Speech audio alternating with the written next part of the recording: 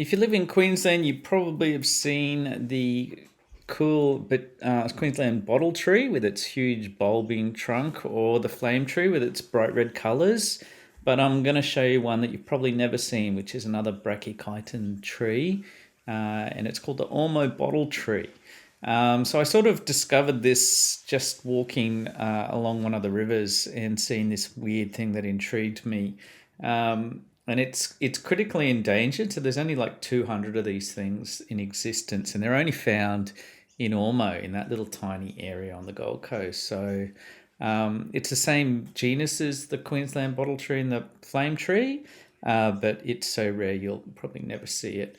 All right, and its trunk's quite knobbly, a little bit like a mystical tree out of Harry Potter or something. And it can also skyrocket really high into the air, which the flame tree and bottle trees don't do. And so there's two that you can see. So this one here is sort of open to the public. You can just drive along and you can see it as you drive past. So it's on Cliff Barons Road. As the Cliff Barons Road turns off the main road, it's on that little edge there. And then there's probably one other that you can get access to, a mature tree that is.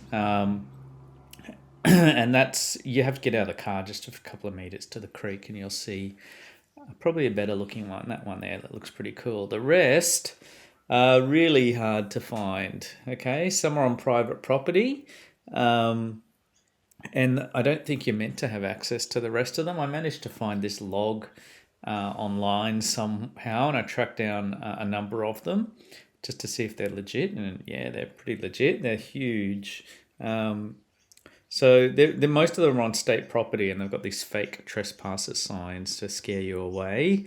They're quite difficult to get to. Chances are the road's closed if there's a tree in that area, which is a good sign that there's a tree in that area if the road's closed for no particular reason, and warning signs that it's private property when it's state property. All right, it's just pretty clearly marked out as state forest. Anyway, went and revisited a few trees. So I haven't visited these trees for since 2018, 19, so like over 5 years ago. And two of the trees I don't think are recorded. One of them's gone now, apparently. So I can only find one left. There were clearly two trees here, and now there's just one. So it's a bit sad. Apart from that, they're just really slow. It's been 5 years and they've barely doubled. So they're very, very slow growing trees. And, I was pretty diligent in trying to track these trees down. I think I even found this one here that was a fruiting tree a long way up from the main group. And I rang the researchers and they said that they actually weren't aware of that one. So I think I found at least 3 trees that the researchers and surveyors missed. But anyway, back in the day, I eventually found the main cluster.